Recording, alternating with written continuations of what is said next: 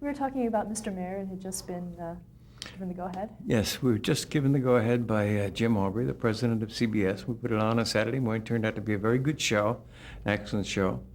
And the fellow that we had tried to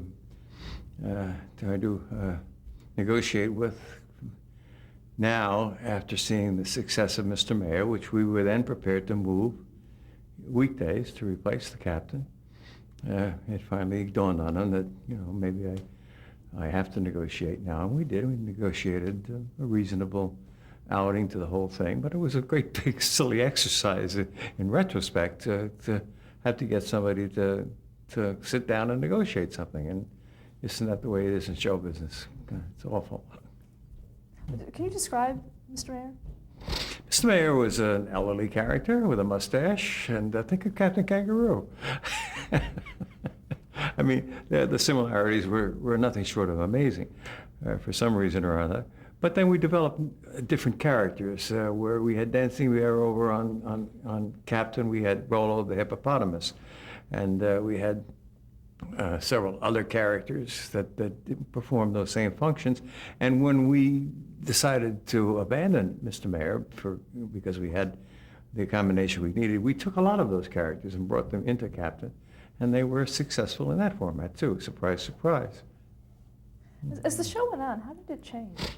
Well, it changed enormously because the technology changed to begin with. It changed. If I wanted to do a story, a fairy tale or something in 1956, it would have been virtually impossible to do it. By the time we were using tape and editing tape electronically, we could spend a fortune on a great set. Doesn't sound like a lot now, but maybe we spent $70,000 on a set. It's still a lot of money. But we could never, in a million years, justify that expenditure.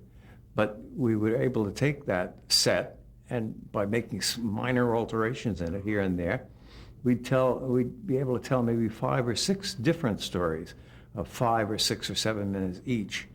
And then we would take those pieces and amortize them over maybe 10 different shows and repeat them maybe again in that same year. So when you use the multiple of 20 or 25 or 30, the set didn't cost us very much at all. And the same thing with hiring performers, actors, guest stars, and the like. But that all became possible because we were able to edit tape. And it became a better program, not just technically, but programmatically it was a much better program because it was tighter. It held together much better. Did the captain change at all? Oh, when I first went on the air, I had kind of a down east accent, and then that was deliberate.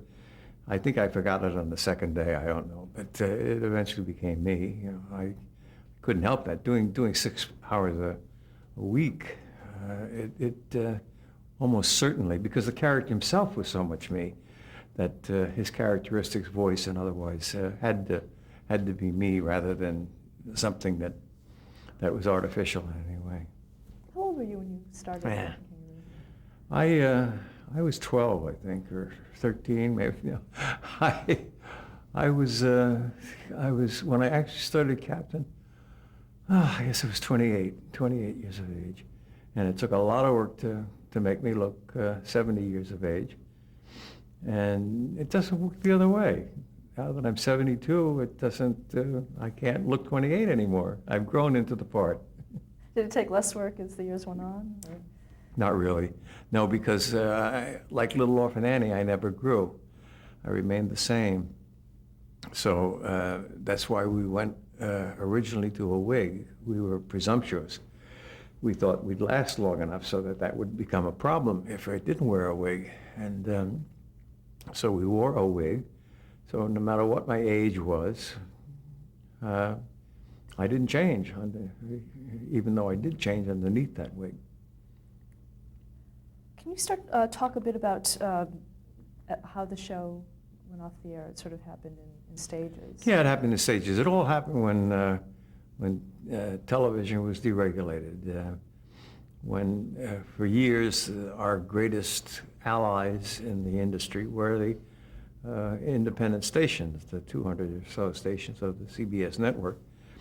And we protected them. We protected their license because they were doing what the FCC, which Federal Communications Commission, which supervised them and licensed them, wanted them to do. They wanted them to meet the special needs of special audiences, children and women and minorities and other special audiences. And everybody had to keep a logbook and submit it to the Federal Communications Commission. And if they didn't do enough programming to meet those special needs of special audiences, they were in jeopardy of losing their license, which they knew was a license to make money.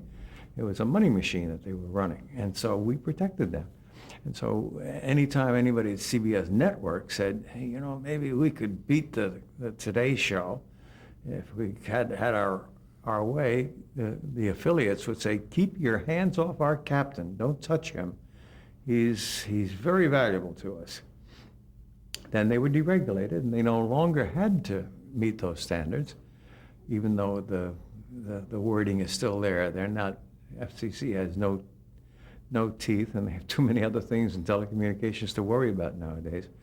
From that point on, now we have the affiliated stations saying at cocktail parties, did you see what Brian Gumbel did this morning? Did you see what so-and-so did over on Good Morning America? Oh, boy, if only we had that time period. And it was, you know, it's very difficult for a station manager or owner or whatever to be proud of a children's program. They don't really care that much. As human beings, yes, they do. They don't think that far ahead. So now the pressure starts going the opposite way. And so, I mean, I'd seen the writing years before, and I knew it was time. So we accommodated them, which the first move was to put us away early in the morning, which didn't work. And then finally we said goodbye to each other. That was in 1989, the end of 89. And after a short hiatus, we then moved to public broadcasting. But that's the way television is today. It's an entirely different, at the end of this century, it's an entirely different industry than it was in the 40s and the 50s.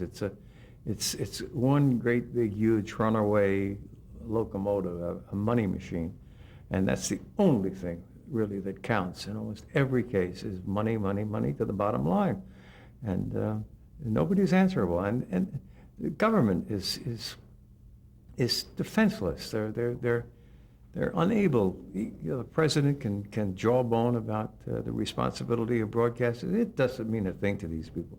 These are big companies. They not only own networks, they own stations, they own radio, they own cable networks, they own motion picture companies, recording companies. I mean, it's huge, absolutely huge, whether it's Fox or it's Disney or GE and NBC, or now here we have Viacom and CBS. You know, forget about it. You're not going to reach any of these people with any realistic appeal to do the kind of programming that I think young people deserve, unless you can make money, bring it to the bottom line. What is the industry's responsibility to children? The same thing as General Motors and Ford and anybody else. They're our future.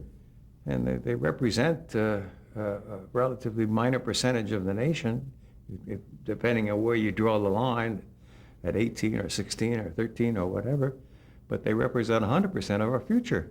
And well, listen, it's not just broadcasting, it's not television broadcasting, it's video games, it's the internet, it's motion pictures, and a world full of violence. And we teach kids that violence is an appropriate solution to problem solving. And a lot of kids, obviously, as you read the newspaper and watch the television news, which they make money on, are not learning that lesson. They're carrying guns and shooting up and everything else. So, no, I mean, our society, I think, has some very, very great problems. The only protection that children have in this society of ours is parents. If you have responsible parents, and I wouldn't want to be raising my children in this society, because you're helpless. You're helpless. There's so much bombarding. There's so much hype. There's everything. You know, now we're celebrating the millennium. Let's celebrate it at McDonald's. Why? Why? I mean, to sell glasses, to sell hamburgers. Everything is bottom line. And that doesn't do our future any good. That doesn't do our children any good. Not at all. Let's talk about some of the other programs you worked on, and then we'll go back to that subject. Okay. In 1991, you were a regular on Up to the Minute. Can you talk about that? Well, Up to the Minute was a very short thing. That was a trial in the afternoon that was done by the 60 Minutes crew, and but slanted more toward families. And I was doing the children's spot within that. It wasn't bad. It wasn't that great either. I did a radio program prior to that called The Subject is Young People, which I did on CBS Radio, the little classic 4.5-minute spot, and that I really enjoyed doing, and I wrote and produced it as well as spoke it. But it was out of that Up to the Minute came. Up to the Minute was a bone that they threw me. You know, they were in the process of shuffling me out the door at that point, and I knew what it was, and they said, "Oh, you're going to be great on this. It's going to be wonderful," and I was okay. The show just didn't make it itself, you know. But I was happy to do it because I hoped that if we did reach parents, that maybe I'd be able to do some good. Maybe I'd be able to get a message across. I almost everywhere I go and I talk to people, I'm preaching to the choir. People already feel this way or they wouldn't come out to hear me. I want to get the ones that are watching Oprah and are watching Sally Jesse and that, and all of a sudden, surprise, here he is, he's talking about serious stuff. Kids, no, they don't really want that on those shows. And I can understand it. If I were the producer of those shows, I wouldn't want me on that show. I'll have nothing to do with the show. They'll have me as a guest, as Groucho might say. And in 1985, you hosted CBS Story Break. Yeah, that again was part of the tidbits that they threw my way, and it was just that I think I was on the program for maybe a minute and 10 seconds of the half hour, you know, opening and closing it and a little break in the middle. And then but I had no creative input in it really except for myself. And the material it had to meet with my approval, and it was good material. You mentioned that Captain Kangaroo had gone to public television. Were those newly produced? Some were new, not new programs, but new material. We took the huge volume of material that we had since the color days, since we went to color. Anything before that was absolutely obsolete. So that meant we had probably 4,000 hours of programming, and we could edit them and mix and match and all that sort of thing. And then in the beginning, when we went to public broadcasting, we did have some serious underwriting, which enabled us to go and produce some new spots here and there, some new animal things, and a couple of animated pieces. But as time went on, it became much more difficult to get underwriting. Public broadcasting is not what it's cracked up to be. It just, you see, people don't buy public broadcasting because they're doing good things. Don't be misled. They're buying it because they're getting a very select, wonderful audience. They're getting exactly the audience they want, and it's a good media buy, as they say in the agencies. A children's program is not a good media buy. Fred Rogers, thank God, has the support of the Sears Foundation, nothing to do with the company really, and has had their support right from the very beginning, and they've stood by him. And he does a limited number of shows every year, but he has their support, and it's very debilitating when you have to do the show, and you also have to start making the rounds, and just plead with people, you know, let me have a little bit of money here, let me have a little bit of money there, and it's just not forthcoming in children's television. Now that's what do we see in public broadcasting? We see the Barneys, and Barney's not bad. He's fairly gentle, but you see Barney on the shelves, you see Barney in the this and that. Barney is a merchandising smash. So is Sesame Street.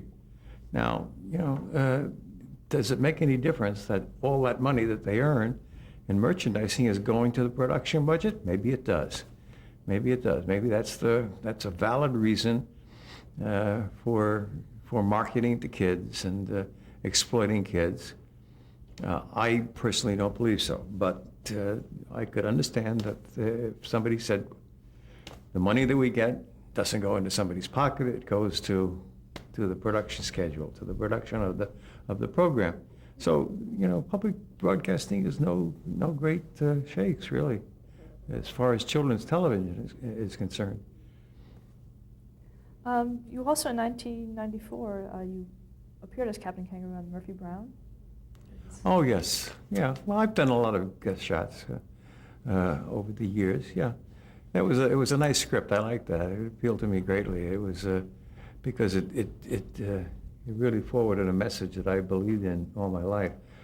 Murphy's child was ready to go to preschool, whatever it was, and she chose the most exclusive preschool, thinking, oh, no problem. And then she found out that for the 5 spots available, there were 575 kids that had made application, and so she thought she'd bring up the heavy guns by getting the child's godparents into a cocktail party with the school's board of directors, and the child's godfather was the captain, and Senator Boxer was the child's godmother, and so that was what the script was written about, and we were supposed to impress the directors with what a great and brilliant child this was. And as it was, Murphy realized that this was not really the way to raise a child, that there was too much pressure on him to get into this school, and so what, who cared one way or the other? And it was a good message. Parents tend to be like Murphy was in the beginning and push like the devil to get their child into the very best so they get into there, and that prep school, and then it's got to be Harvard, Yale, or Stanford like that, And this is all laid out for a kid when she's 3 years old. I mean, it's just a terrible way to treat children. Terrible. And it was a good message, a good script, and I enjoyed it. What are your current projects? Oh, I do a lot of writing, and I do a lot of, which I really can't talk much about. Not that it's a particular secret, but it's not advanced enough to do that. I do some consulting on some television programs. I do public speaking. I like to talk to audiences, and fortunately, I'm usually talking to the choir, as I said, audiences who already agree with my parenting attitudes and devices and skills and so on. And so I do also find other things, like this gallery. I think it's something that I've been wanting to do for a long time, and we finally got it done. We're thinking about several other things along those lines that have nothing to do with television as such. And I don't want to have that much to do with television today, because you're helpless with the corporate structure of television today to really, I think, be effective in doing worthwhile programming. Did you have a part in the new Captain Kangaroo? Negative. No, that was a mistake I made back in the late 60s. Marvin was buying another agency at the time. He just kept buying agencies, and he didn't have the cash to buy this one. And so he made a proposal that he would make me, give me stock in the new company and everything. I didn't care. I was never a business person. And he said, but if you ever want the program, we'll get it back to you. Well, by the time we got to 1997 or whatever it was, Marvin had long gone. He was agenting on his own with somebody else and had sold his company, which owned the captain at that point. And so when Saban came along, Saban offered to make me executive producer. and even to let me host a couple of programs. And I said, well, fine, but you got to remember that they are very much different producers, the Power Rangers and things of that sort. So I said, but we have the understanding that I have artistic control, and I'm going to decide what's appropriate for the audience and what's, oh, no, absolutely not. This is ours now. You don't, you couldn't have any of that. I said, thanks, goodbye. And that was the one conversation we had, and I not only discussed any details with them, I've never even seen the program. So, but it's in my past. It's gone. Yeah, and I understand from everybody who has seen it is that once again it's the old Ted Oberfelder story. Talent isn't important to a program. I mean, Ted replaced me with great joy, and put an actor in Tinker's Workshop, which went off the air in 3 months. Oh, Let's look back on your career a bit. What has been your greatest challenge? I don't know. I can't answer questions like that because every day it's like asking the manager of a baseball team in the playoffs, how are you going to handle these next 4 games? I'm handling today. That's all I'm doing. Worrying about today. And not even looking beyond this day. And you think you're going to get to the Super Bowl, Coach? I have no idea. And I believe him when he says, I haven't even thought about it. I'm looking forward to Denver next week, what we do there, that's all. I don't think, most people think of what the greatest challenges were. And you get up every morning, you go to work, you do a job, you end up at the end of the day feeling good about what you did or not so good about what you did. And that's another day. And then now let's worry about tomorrow. See, and then I can't be objective. I can't look down on me as Jimmy Stewart did maybe on A Wonderful World and A Wonderful Life, and with some objectivity. I can't look down upon myself. It's just, you can't be objective, I think, when you're living this kind of life. Talk about the impact of Captain Kangaroo on television and American culture. You really have to ask other people about that. I'm too close to it. I mean, I can say all kinds of things about what I've heard from other people about you were a friend, you got me through childhood. I've had people crying and on a regular basis. I was an abused child, and you got me through life. My father locked me in the closet every day, and I love your voice because that's all I heard. Through the closet door, I heard your voice. You got me through childhood. My father beat my mother, and he beat me, and you were the father figure that I never had, and you were just wonderful. And then just the people without troubles, normal kids say, oh, God, you were such a good friend. You were so refreshing. You were so nice, and you were so kind. And Mr. Green Jeans treated you nicely, and you treated him nicely. And oh, why can't we have programs like that today? Well, those are human values that now have come down through 3 and 4 decades. And are now being spoken by people who are a good deal more articulate than they were when they were watching the program, and are able to say very, very nice and positive things. Put it all together, I don't know what it meant, what it means. I really don't. I mean, maybe some great study could be made someday, but I doubt it at this point, to really assess. And he had a great effect on 20% and a pretty good effect on 10%. I don't know. Just do the program, do it as well as you can, do your work well every day, and that's it.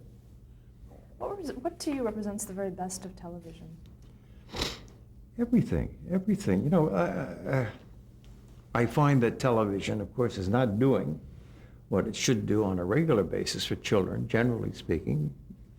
People like Fred Rogers, accepted, of course. Fred is just, I think he's wonderful. He's a saint. And holds his ground, which is wonderful. And some of the public television programs are fairly decent, despite the merchandising impact of them. In commercial television, I guess you could find a program here and there that's okay, but they're still bottom line programs. It's how much money do we make? So your producer doesn't start out, as we used to, what can we do for children? How can we care for them? How can we meet their needs? We'd bring psychologists and psychiatrists and all kinds of people in we'd have, my career on Captain, what I often like to say, was really a seminar on child development over 30 years, because that was the bottom line. The bottom line was, how can we help to develop children into healthy adults? Today, the question that's asked first and always is, how can we make money from this? How can we get it to the bottom line?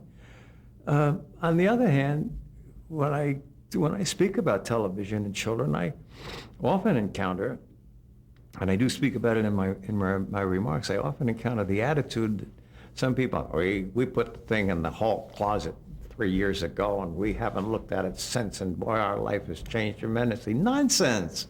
Television is wonderful. It's got all kinds of things to offer us.